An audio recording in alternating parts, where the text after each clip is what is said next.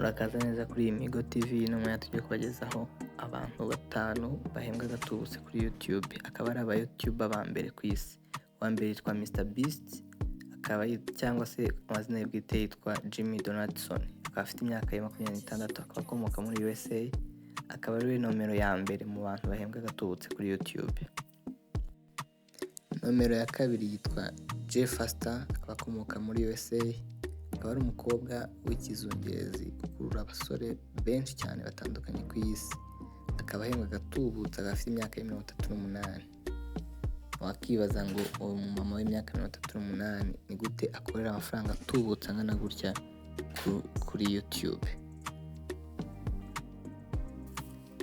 Twakomeje na nomero ya gatatu, akaba yitwa Logan Paul, nawe akaba akomoka muri USA.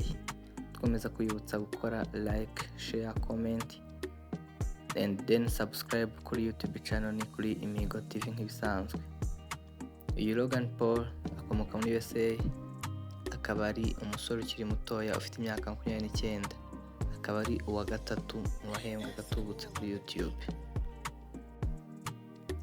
Twakomeje na nomero ya kane. Nomero ya kane akaba ari umwana muto cyane w'imyaka 9. Ibi ntabwo wabyizera uburyo ki umwana w'imyaka 9 witwa Ryan Kaj ukomoka nawe USA. Akaba ari uwa kane mu bantu bahembwa gatubutse kuri YouTube.